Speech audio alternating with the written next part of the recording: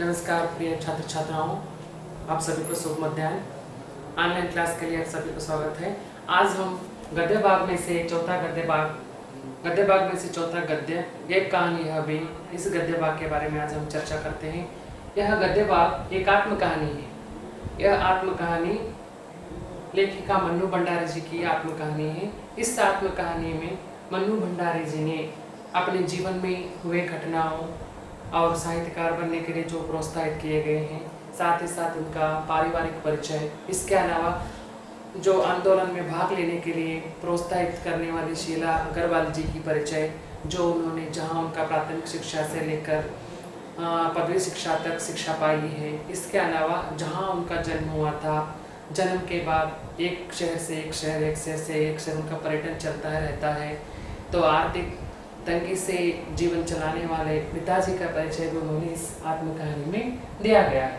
आत्मकहानी को पढ़ने से पहले या आत्मकहानी के बारे में जानने से पहले कवित्री का परिचय हम देखेंगे, क्योंकि इस कहानी में स्वयं उनका ही आत्मकहानी होने के नाते कवित्री का परिचय इस आत्मकहानी में मिल जाता है। देखिए, आत्मकहानी साहित्य का एक अंग माने जाते हैं। आत्मकहानी जो लिख सकते हैं, जो जीवन को हद से ज़्यादा चाहे या जीवन में सकारात्मक नकारात्मक सोच विचारे हो और जीवन में अच्छे घटना बुरे घटना सब कुछ उस आत्मकहानी में व्यक्त करना पड़ता है। हम हिंदी साहित्य के कुछ व्यक्तियों का ही आत्मकहानी देख सकते हैं।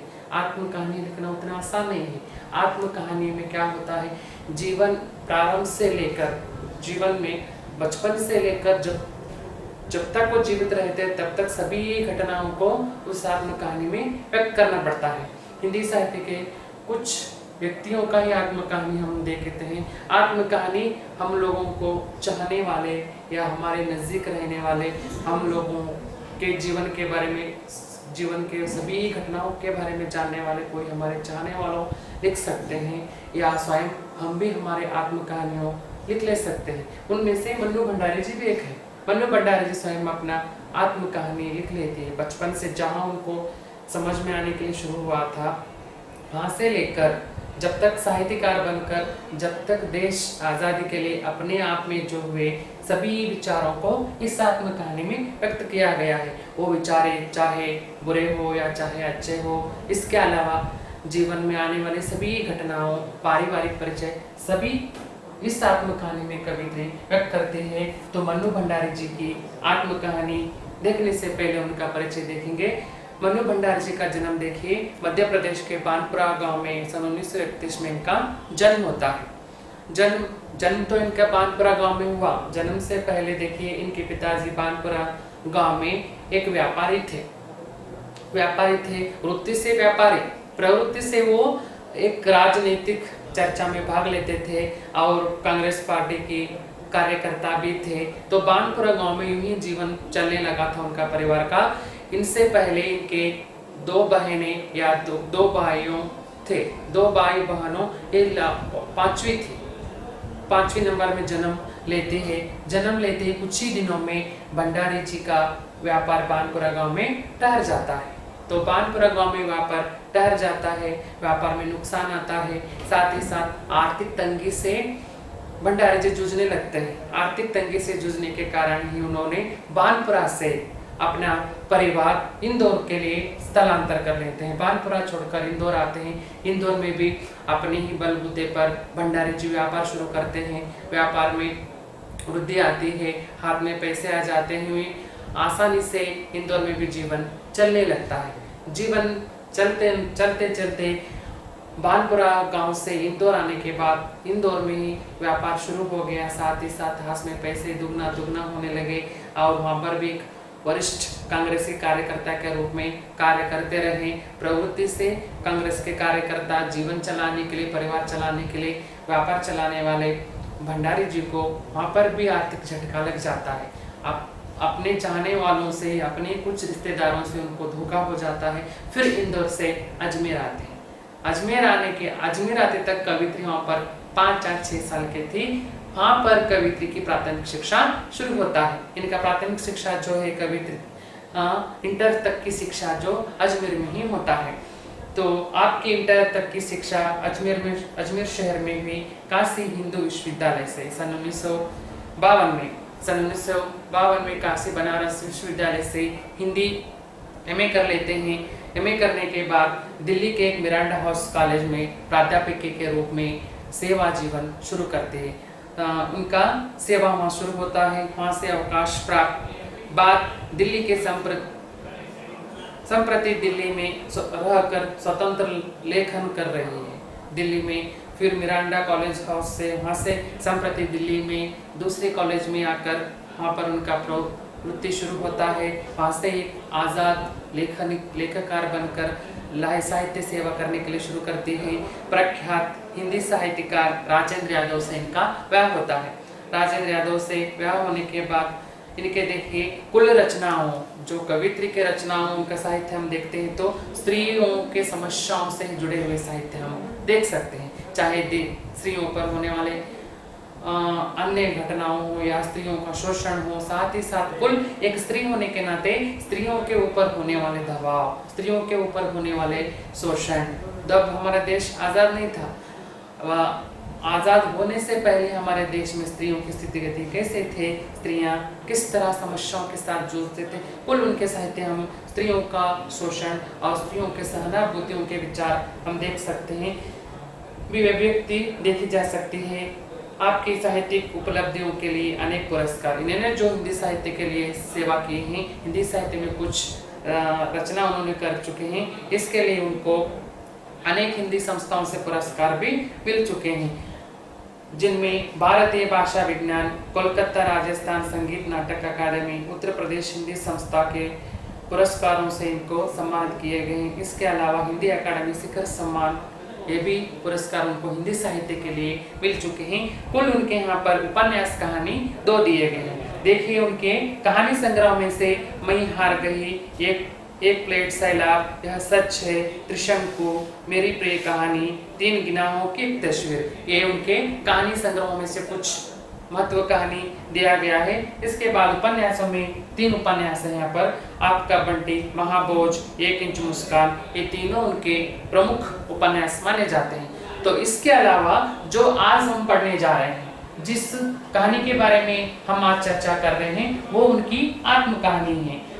तो ये कहानी यह भी उनका आत्मकहानी है। इस आत्मकहानी में देखिए उन्होंने अपने व्यक्तित्व को और घटनाओं के बारे में लिखा है, जो आपके व्यक्तित्व और साहित्यिक जीवन में प्रभाव डालते हैं। इस आत्मकहानी में उन्होंने कुल उनके जीवन में आए हुए बदलाव, साथ ही साथ एक मामूली सी लड़की साहित्यकार बनने के लिए जो उनको मदद किए हैं, चाहे वो उनके रिश्तेदार हो सकते हैं, चाहे उनको उनके पड़ोस हो सकते हैं, चाहे उनके पिता के दोस्त हो सकते हैं, जो साहित्यकार बनने के लिए एक सुशिक्षित महिला बनकर समाज सुधार करने के लिए जो उनको प्रोत्साहित किया गया है, जो उनको मार्गदर्शन दिया गया है, उन सभी व्यक्तियों का परिचय इस आत्मकहानी में कवित्री करती है। इसके अलावा घर का वातावरण, माता पिता का स्वभाव, भाई बहनों सहेलियों के साथ जो खेल कूद करती थी, साथ ही साथ शीला अग्रवाल जी के जोशीले भाषणों से जो आंदोलन में भाग लेने के लिए प्रोत्साहित होती है, तो उनका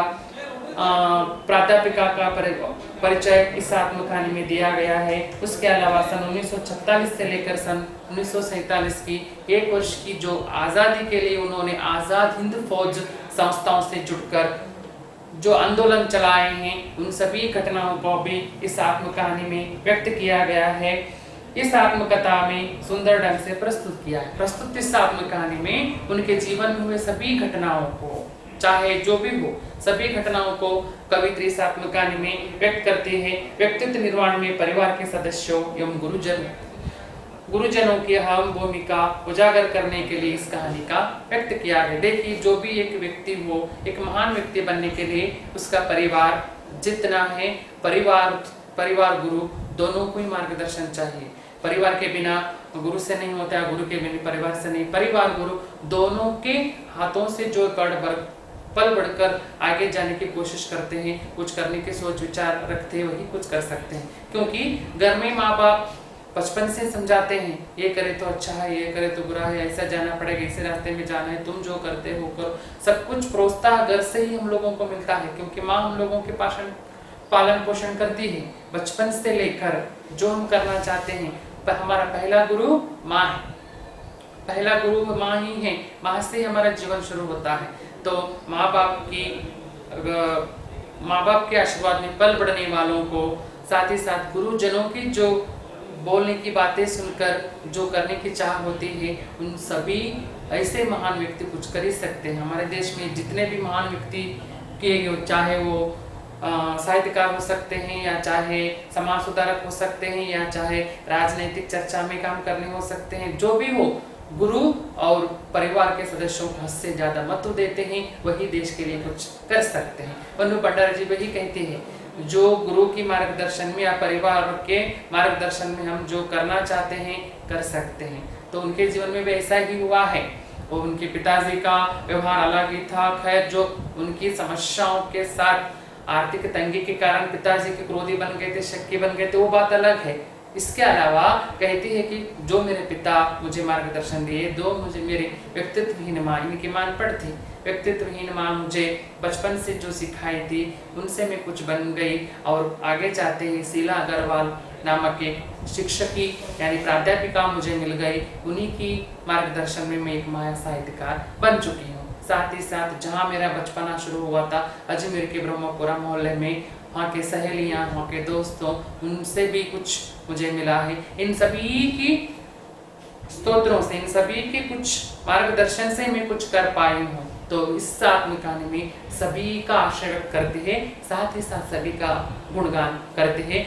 तो मन्नू भंडारी जी की आत्मकहानी देखेंगे छात्रों। जन्मी तो मध्य प्रदेश के बानापुर गांव में थी। कहती है कि मेरा जन्म तो मध्य प्रदेश के बानापुर गांव में हो गया, लेकिन मेरे यादों का सिलसिला शुरू होता है अजमेर के ब्रह्मपुरी मोहल्ले के उस 2 मंजिलों मकान में, जिनकी ऊपरी मंजिल में पिताजी का साम्राज्य था, जहाँ वे न्याय अभिव्यक्तित ढंग से फैली बिखरी पुस्तकों, पत्रिकाओं और अखबारों के बीच या तो कुछ पढ़ते रहते थे या कुछ डिक्टेशन देते रहते थे। कहती है कि मेरा बचपन तो ब्रह्मपुर मोहल्ले में शुरू हुआ। अजमेर शहर के ब्रह्मपुर मोहल्ले में 2 मंजिलों के घरों में मेरा बचपना शुरू हुआ है। मुझे पता है, इससे पहले मेरा जन्म तो बानापुर गांव में हुआ है। सिर्फ मैं सुनी हूँ बानापुर गांव में मेरा जन्म होते ही।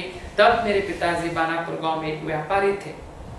हमारा परिवार चलाने के लिए, हम 4 भाई बहनों से भरा हुआ बड़ा परिवार था, तो मैं 5वीं थी। तो परिवार चलाने के लिए पिताजी वहाँ पर व्यापार चलाते थे, और साथ ही साथ कांग्रेस कार्यकर्ता भी थे। वहाँ पर आर्थिक झटका लगने के कारण, व्यापार नष्ट होने के कारण, हाथ खाली होने के कारण पिताजी परिवार चलाने के लिए बानापुर गांव छोड़कर इंदौर आते हैं।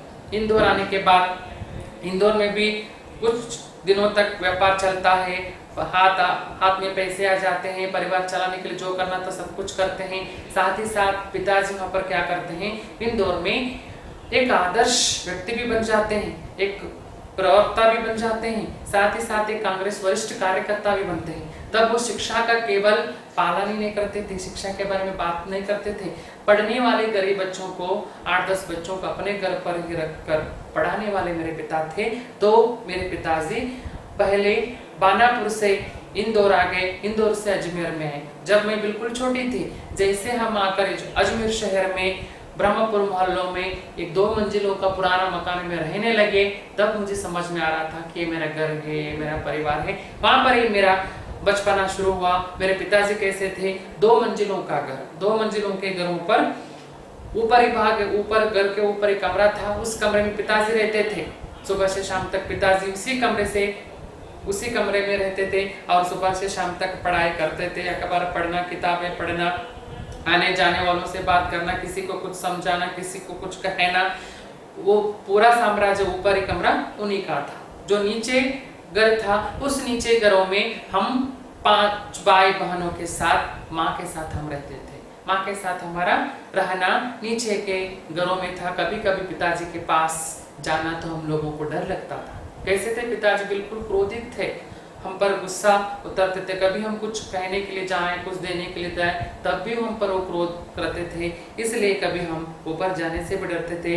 यहाँ मेरा बचपना शुरू हो गया है। मेरे पिताजी सुबह से शाम तक आने जाने वालों से बात करना और किसी को कुछ कहना या डिक्टेशन देना, किताब पढ़ना।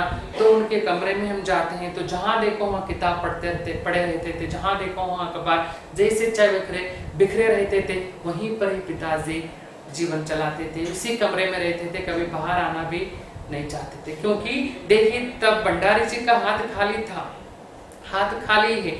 इससे पहले जब इंदौर में थे, दिल खोलकर दूसरों के लिए खर्चा करने वाले, दूसरों की खर्चा उठाने वाले, मर्यादा जीवन चलाने वाले, दूसरों के लिए पैसे लुटाने वाले भंडारी जी का जेब भी खाली है, हाथ भी खाली है, दिमाग भी खाली है। जो व्यक्ति व्यापार चलाता हो या कुछ भारी का कारोबार करता हो या प्रतिष्ठा जीवन चलाता हो, कुछ भी करता हो, ऐसे व्यक्ति के हाथों से पैसे खाली हो जाए, जेब खाली हो जाए, दिमाग खाली हो जाए, तब व्यक्ति नाना प्रकार के विचारों को सोचने लगता है, तरह तरह के विचार उसी दिमाग में आते हैं। भंडारी जी के साथ भी यही हुआ, भंडारी जी के साथ भी ऐसा ही हुआ। एक प्रतिष्ठित व्यापारी प्राकृतिक राजनीतिक चर्चाओं में भाग लेने वाले, अपने आप को महान मानकर दूसरों के लिए दान देने वाले, दूसरों के लिए शिक्षा देने वाले, दूसरों को अपने घर में रखकर अन्न डालने वाले एक महान व्यक्ति का अब परिवार चलाना भी मुश्किल हो गया है, 5 बच्चों का पालन पोषण करना भी मुश्किल हो गया है। इसलिए भंडारी जी जीवन से ज्यादा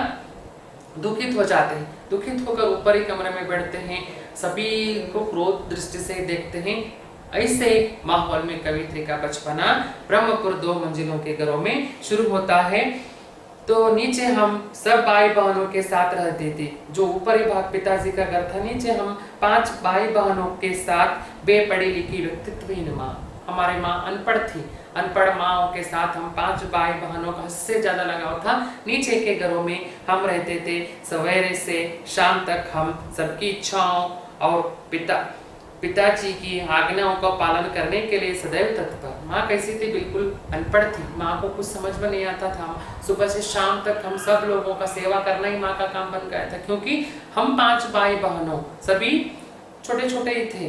कोई कुछ कहता है तब उसका फरमाइश करते थे, कभी कुछ कहता है उसका फरमाइश पूर्ण करती थी। हम 5 भाई बहनों का सेवा करना ही माँ का काम बन गया था। सुबह से शाम तक माँ रसोई घर में ही रहती थी, सुबह से शाम तक चूल्हे के सामने बैठकर हम लोगों के फरमाइशों की बने हुए खाना माँ बनाने लगती थी। साथ ही साथ ऊपर से कभी कभी पिताजी की आवाज ऊपर से ही सुनाई देता था। कभी चाय बनाने के लिए कहते थे, कभी नाश्ता बनाने के लिए कहते थे, कभी कोई मेहमान आए, कोई रिश्तेदार है, उनके लिए कुछ बनाने के लिए पिताजी कहते थे। पिताजी का आज्ञा का भी पालन करने के लिए माँ कभी हाँ हाँ हाँ कहकर सुबह से शाम तक रसोई घर ही माँ के लिए सब कुछ बन गया था।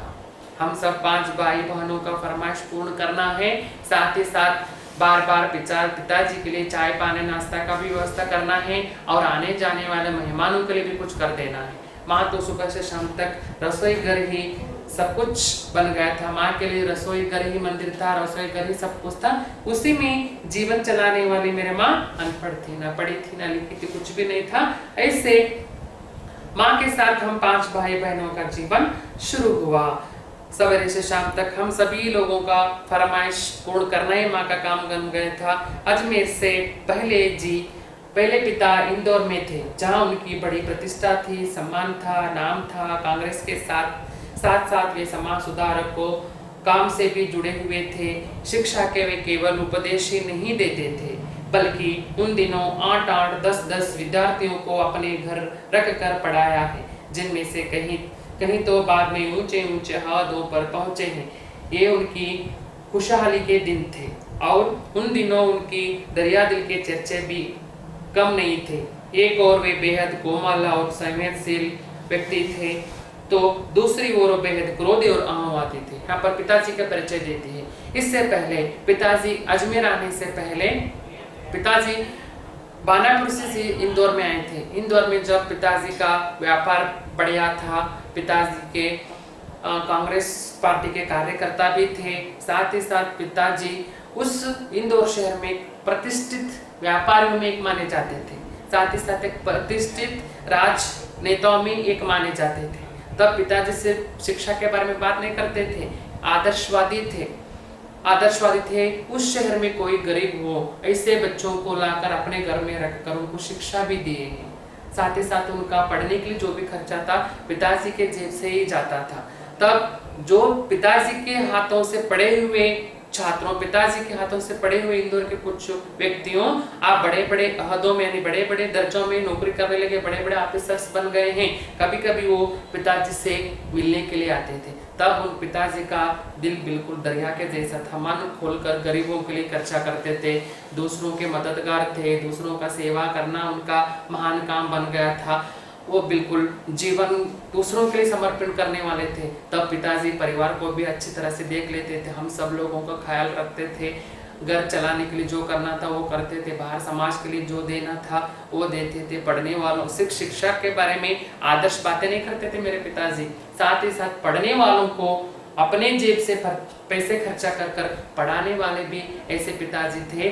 तब एकाएक उनके दोस्तों या उनके रिश्तेदारों से विश्वासघात उनका हो गया। होते ही इंदौर का व्यापार गिर गया, हाथ खाली हो गया और खाली हाथ से परिवार चलाने के लिए पिताजी इंदौर से अजमेर आए हैं। जब इंदौर की जो बातें हैं पिताजी के, सिर्फ मैं केवल सुनी हूँ, क्योंकि मैं बिल्कुल छोटी थी, मुझे समझ में नहीं आता था कि क्या हो रहा है, पिताजी ऐसे क्यों करते हैं। तो पिताजी के दो चेहरे थे, एक तो बिल्कुल सहनशील व्यक्ति मेरे पिताजी थे, साथ ही साथ बिल्कुल कोमल मनों वाले थे। जैसे ही आर्थिक झटका लग जाने के कारण, व्यापार में नष्ट होने के कारण हाथ भी खाली हो गया, व्यापार भी नष्ट हो गया, साथ ही साथ परिवार चलाना भी मुश्किल हो गया। तब मेरे पिताजी बिल्कुल क्रोधी बन गए, इंदौर से वापस अजमेर आ गए। अजमेर आने के बाद अब मैं देख रही हूँ जो पिताजी के गुणगान सुनी हूँ वो केवल मैं सुनी हूँ, मैं देख न सकी क्योंकि बिल्कुल छोटी थी। अब मैं जो प्रस्तुत मेरे पिताजी को देख रही हूँ बिल्कुल एक क्रोधी पिताजी है, सभी के ऊपर गुस्सा करने वाले पिताजी है, ऊपर का कमरा ही साम्राज्य मानकर वही जीवन चलाने वाले पिताजी है। मुझे तो पिताजी इतना क्रोध से देखते हैं कि क्योंकि पिताजी मुझे चाहते ही नहीं कभी भी, क्योंकि हमारे 4 भाई बहनों के साथ ही पिताजी का लगाव है। मैं तो सबसे छोटी हूँ, 5वीं हूँ, तो मेरे ऊपर ना पिताजी का प्रेम है ना पिताजी का इच्छा चाहे, कुछ भी नहीं है। पिताजी कभी मुझे क्रोधित दृष्टि से देखते हैं और पिताजी से मुझे बात करने के लिए भी डर लगता है। ऐसे पिताजी को मैं अब देख रही हूँ। इससे पहले जो पिताजी बानापुर में थे, इंदौर में थे, इंदौर और बानापुर के पिताजी के गाथा सिर्फ मैं सुनी हूँ, देख ना सकी, छोटी थी। अब मैं जो देख रही हूँ पिताजी, उस पिताजी अब देखने वाले पिताजी, दोनों के बीच में जमीन आसमान का फर्क है। माँ मुझे समझाती थी मेरे तुम्हारे पिता ऐसे थे वैसे थे, लेकिन अब मैं सिर्फ बुरे पिताजी को देख रही हूँ, क्रोधी पिताजी को देख रही हूँ, अहंवाद पिताजी को देख रही हूँ, साथ ही साथ अपने आप को ही दोषी देखने वाले पिताजी को अब मैं देख रहा हूँ। ये सब तो मैंने केवल सुना, कहते हैं कि सब मैं केवल सुनी हूँ, कभी देखने के लिए नहीं मिला।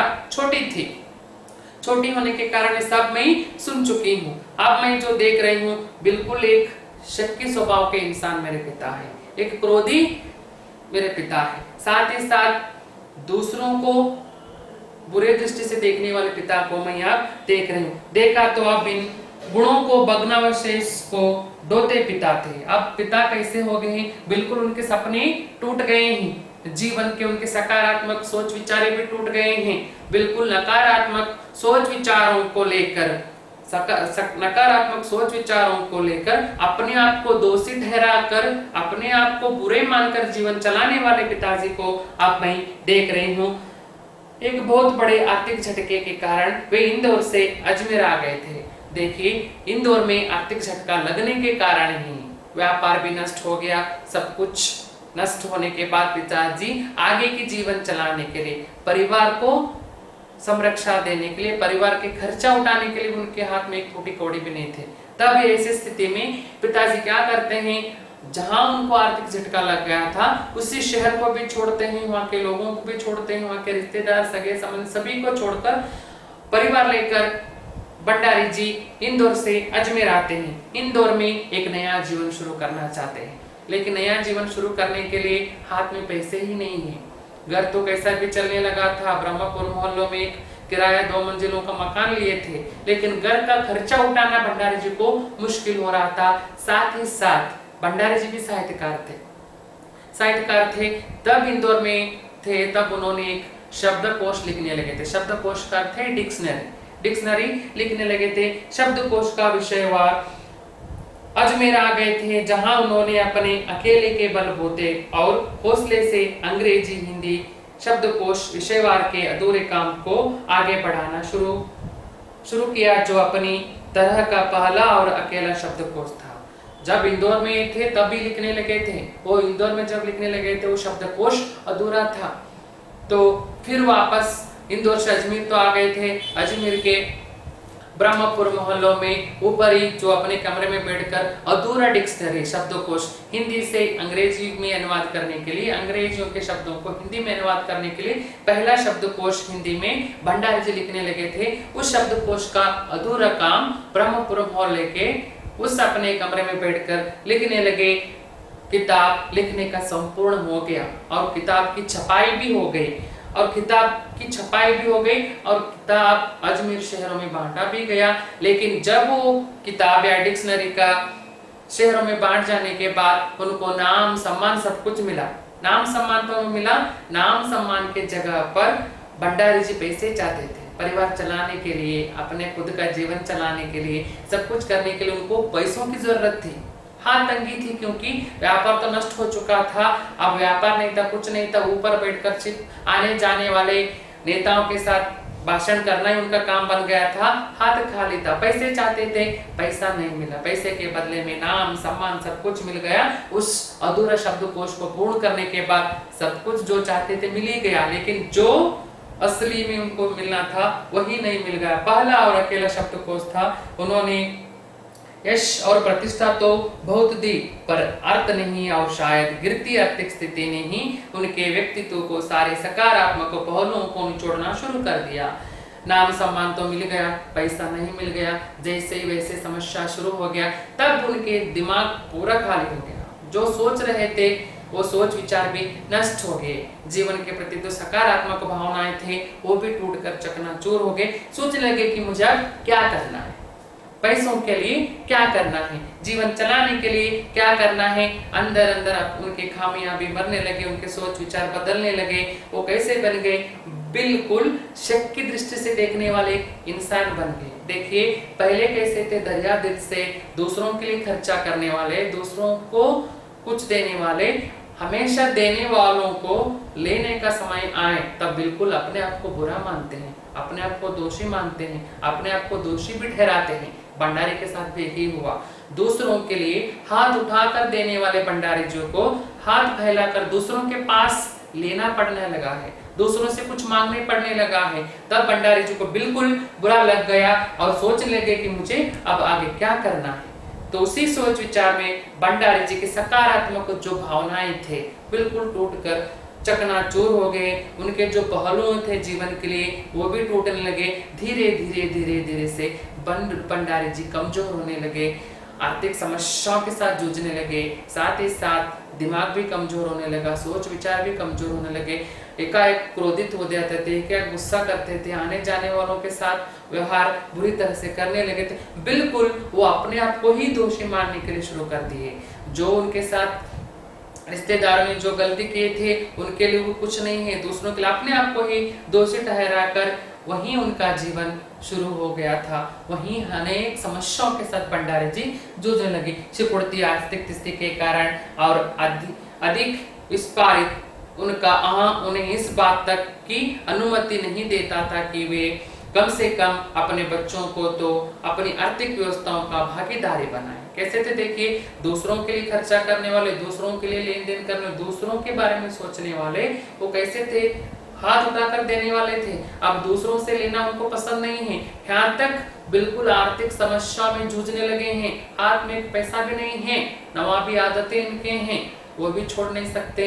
और उनके आर्थिक समस्याओं के बारे में बच्चों के सामने बात करने का भी उनको मन नहीं था, क्योंकि आइंदा मेरे समस्याओं के बारे में बच्चों से बात करें, उनका शिक्षा अधूरा रह जाता है, पढ़ना छोड़कर काम में लग जाएंगे। यह भी सोच विचार करते हुए ना अपने परिवार वालों से अपने समस्याओं के लिए बात करते हैं, ना अपने बच्चों के सामने अपने समस्याओं के बात करते हैं। अंदर अंदर ही उनकी खामियां बढ़ने लगे, अंदर अंदर ही दुखित होने लगे और अंदर अंदर ही दुखित होकर धीरे धीरे धीरे भंडारी जी गिरने लगे। नवाबी आदतें, अधूरी महत्वाकांक्षाएं, हमेशा शीर्ष पर रहने के बाद हाथे पर सरकते चले जाने की यातना, क्रोध बनकर हमेशा माँ को कामती थरथराती रही। अपने के हाथों विश्वासघात की, जाने कैसी गहरी चोट होंगी वे जिन्होंने आंख मूंद कर सबका विश्वास करने वाले पिता को बाद दिनों इतना शक्की बना दिया था कि जब तक हम लोग भी उनके चपेटे में आ जाते थे। कैसे बन गए थे भंडारी जी? पहले दूसरों पर हद से ज्यादा भरोसा करते थे, दूसरों के लिए मदद करने वाले, जो उनको विश्वासघात करने वाले थे उनको ही सब कुछ मानकर दूसरों के ऊपर उनका कारोबार चलाने वाले भंडारी जी का दिमाग, हाथ सब कुछ खाली होने के बाद कैसे बन गए थे? बिल्कुल क्रोधी बन गए थे, बिल्कुल अहंकारी बन गए थे। उनको बचपन से ही नवाबी आदतें थे। अब नवाबी आदत चला नहीं सकते क्योंकि हाथ में पैसे नहीं हैं।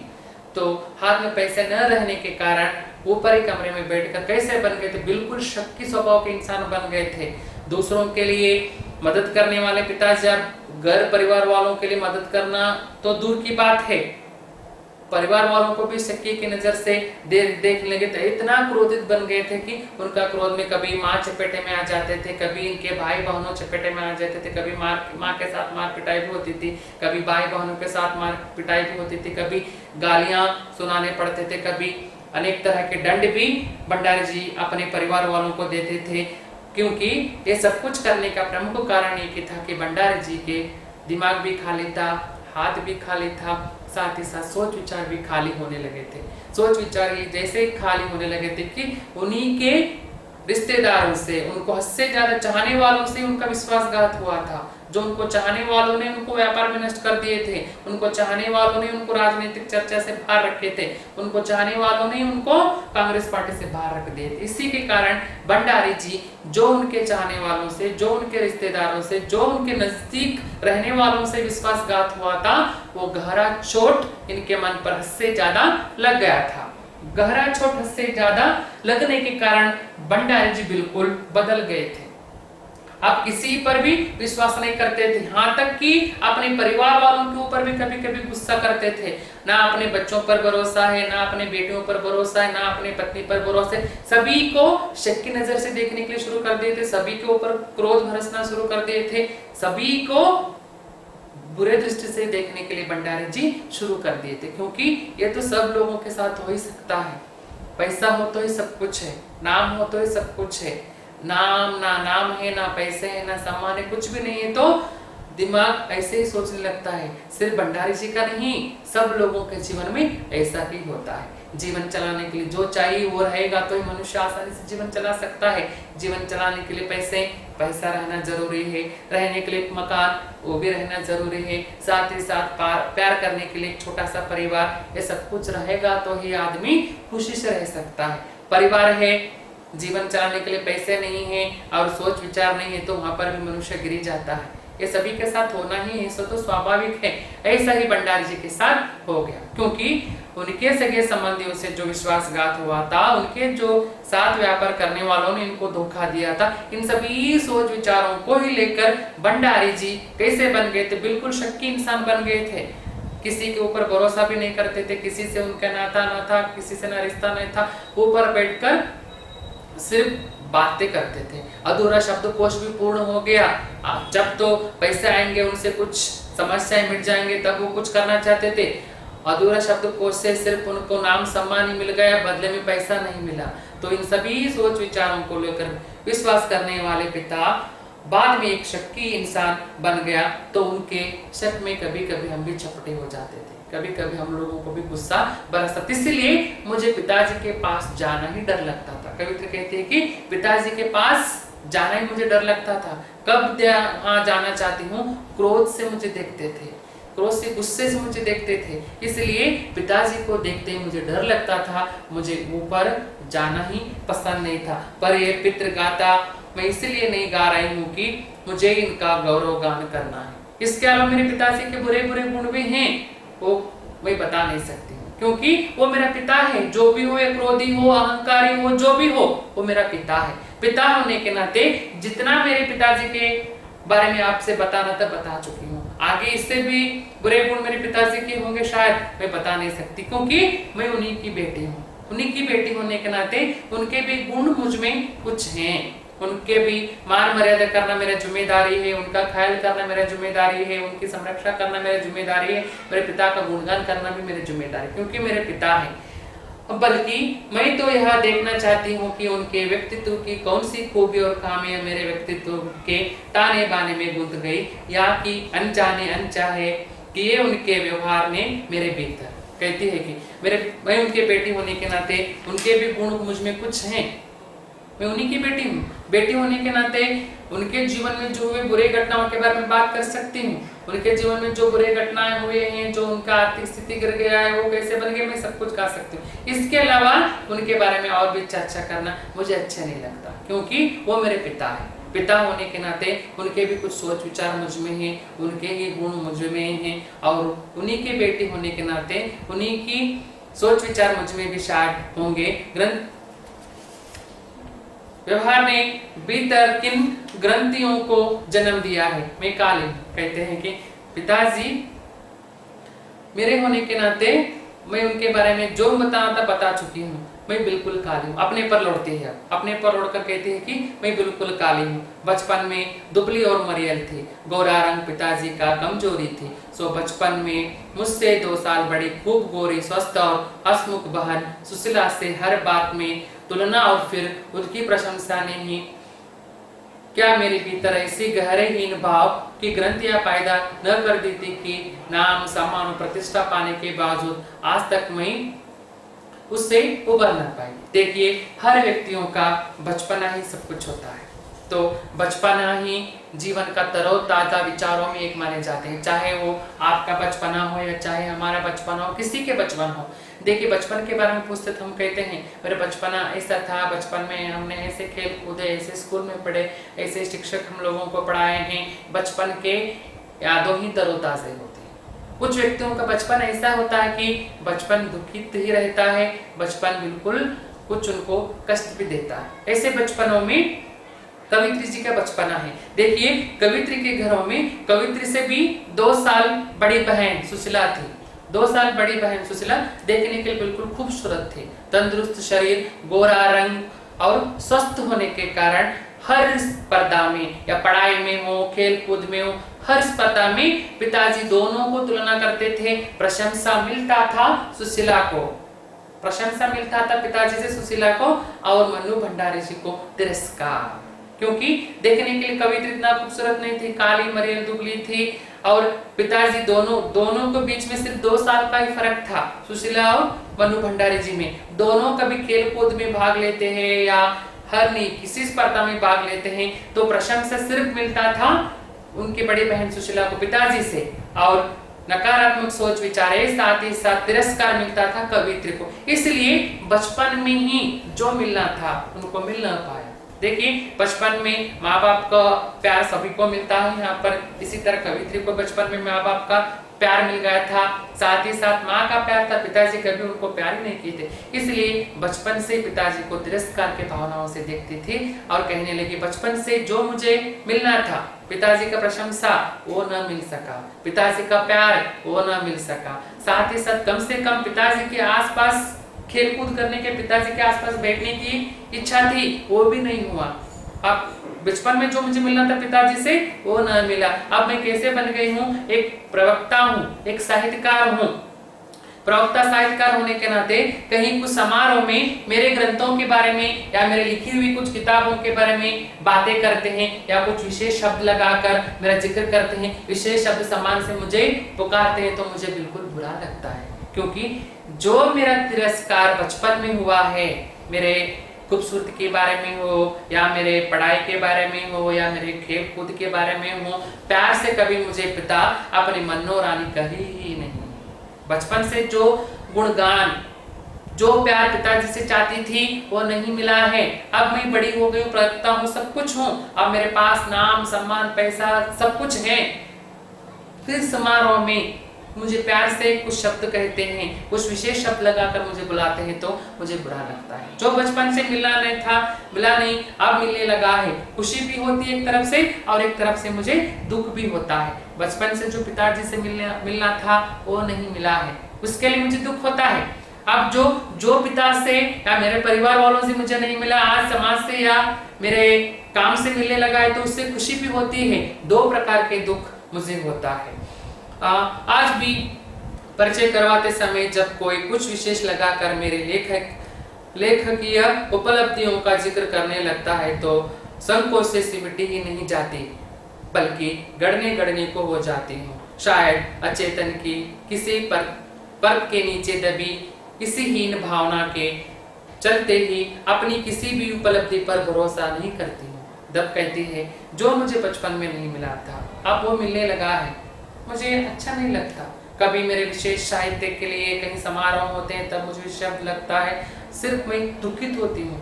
मुझे क्रोध भी आता है, दुख भी आता है। जो मिलना था जब मैं चाहती थी नहीं मिला है, अब मैं चाहती हूँ तो भी मुझे मिलने लगा है। ये मेरा जीवन का एक अंग है, इसलिए अब मैं उबर ना पाई हूँ। शायद सब कुछ मुझे तुक्का ही लगता है, सब कुछ मुझे क्या लगता है, एक तरह बुरा लगता है। पिताजी के जिस शक्ति स्वभाव पर मैं कभी बनना चाहती थी, जो मुझे बचपन से पिताजी से प्यार मिलना था वो तो नहीं मिल सका। पिताजी पर मुझे क्रोध भी आता था क्योंकि पिताजी हमेशा सुशीला का ही गुणगान करते हैं, मुझे गाली देते हैं।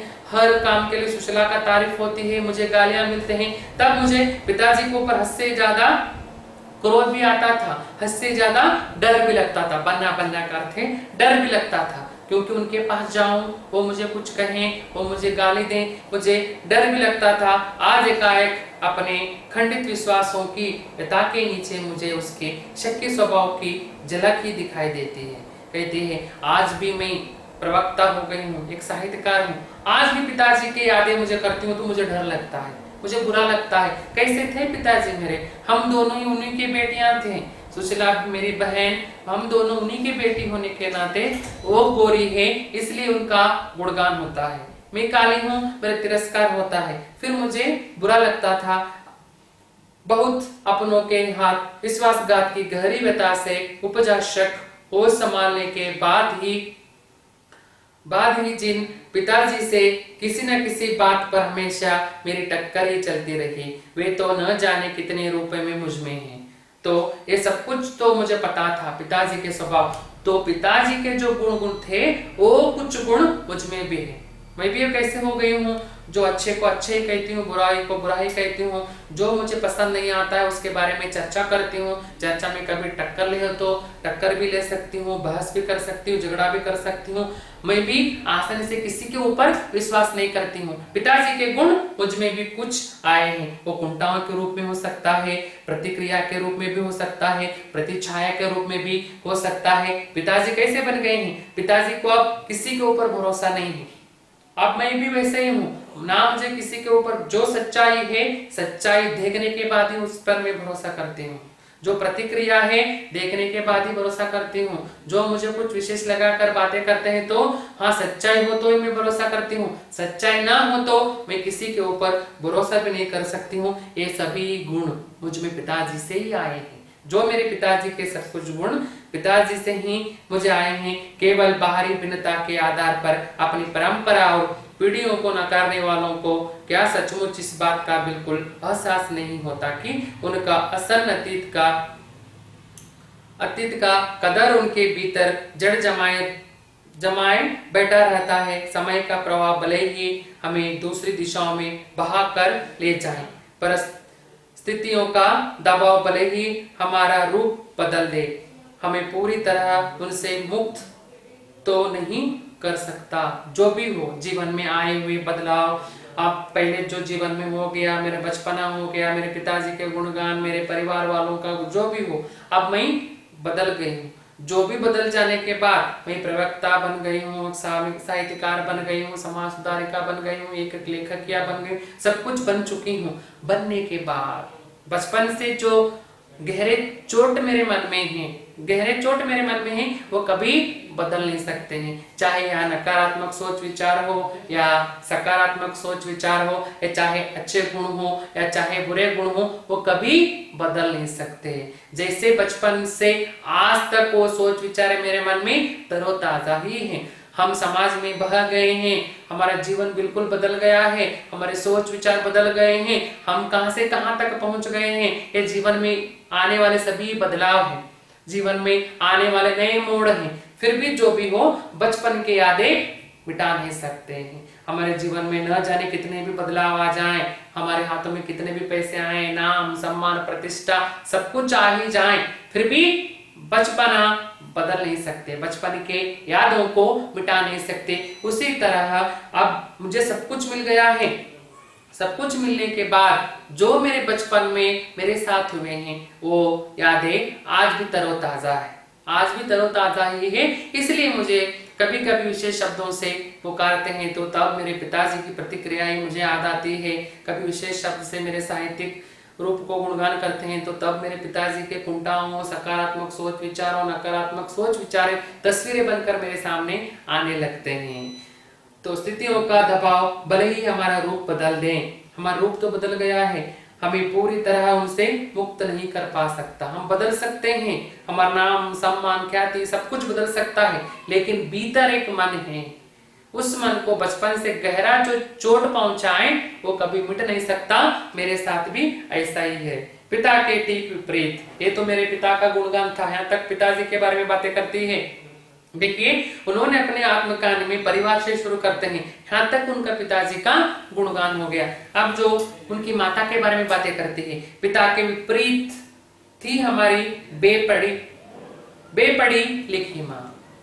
जैसे देखिए हमारे पिता और माँ के बीच में जमीन आसमान का फर्क है। मेरे पिता जो एक वरिष्ठ कार्यकर्ता, एक पढ़े लिखे इंसान, एक समाज सुधारक, साथ ही साथ दूसरों के लिए अपने संपत्ति नष्ट करने वाले पिता थे। अब पिताजी के विरोध में मेरी माँ ही। मेरे माँ कैसे हैं? धरती से भी सहनशील गुण वाली है। मेरे माँ के गुण कैसे हैं? धरती से भी सहनशील गुणों वाली। मेरी माँ ना पढ़ी है ना लिखी है, अनपढ़ मेरी माँ है। मेरी माँ अनपढ़, साथ ही साथ धरती से भी सहनशील गुण मेरे माँ के हैं। धरती से भी कुछ ज्यादा ही धैर्य और सहनशील मेरे माँ के हैं। पिताजी के हर जायगी को अपना प्राप्त या बच्चों की हर उचित अनुचित फरमाइश और जिद को अपना फर्ज समझकर बड़े सहज भाव से स्वीकार करती थी। मेरे माँ कैसी थी? हम 5 भाई बहनों से भरा हुआ परिवार, हमारे 5 भाई बहनों में से कभी खाने के लिए भी कभी झगड़ा होता था। हमारी माँ हम जो चाहते थे वो बनाकर झट से बनाकर देती थी, और ऊपर से पिताजी का आज्ञाओं का पालन करना पड़ता था। सुबह से शाम तक हम 5 भाई बहनों का फरमाइश पूर्ण करना है, साथ ही साथ पिताजी का आज्ञाओं को ही पालन करना है। हम 5 भाई बहनों और पिताजी को संभालने के लिए माँ को सुबह से शाम तक रसोई घर में रहना पड़ता था। सुबह से शाम तक चूल्हे के सामने ही माँ को जलना पड़ता था। हम सब के लिए अपना अस्तित्व ही समर्पण कर चुकी थी मेरी माँ। इतना हो तो भी माँ कभी हंसी खुशी से हम सब लोगों का यादों को पूर्ण करती थी, हमारे चाहों को पूर्ण करती थी।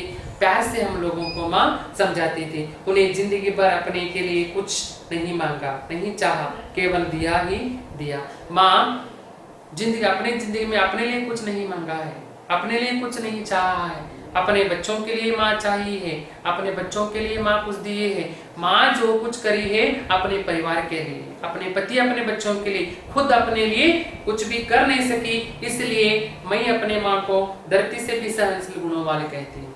इतना तो माँ सब कुछ करती है, केवल दिया ही दिया है माँ। हम भाई बहनों का सारा लगाव शायद सहानुभूति से उपजा था। हम 5 भाई बहनों का सबसे ज्यादा लगाव माँ से ही था, क्योंकि हम माँ के साथ नीचे के घरों में रहते थे। माँ ही हम लोगों के लिए सब कुछ था, इसलिए माँ के साथ हमारा लगाव था। पिताजी से कुछ चाहते हैं तो भी माँ से कहवा कर मंगवा लेना पड़ता था। ऐसी स्थिति में माँ ही हमारे लिए सब कुछ थी। वो सहानुभूति की जो मूर्ति मेरी माँ थी, धरती से भी सहनशील गुणों वाली मेरी माँ थी। उन्हीं के साथ हम 5 भाई बहनों का लगाव था, माँ के साथ ही था। लेकिन यहाँ असहायक मजबूरी में लिपटा उनका यह त्याग कभी मेरा आदर्श नहीं बन सका। लेकिन इतना तो मेरठ माँ थी, धरती से भी सहनशील गुणों वाली थी, सर्वस्वी अपने परिवार के लिए समर्पण करने वाली थी, हमारे सभी भाई बहनों को फरमाइश पूर्ण करना उसका धर्म समझती थी, पति उसका सब कुछ मानकर आदर्श स्त्री मेरी माँ जीवन चलाती थी। इतना तो सब कुछ दूसरों के समर्पण करने वाली मेरी माँ कभी मेरा आदर्श बन ही नहीं सकी।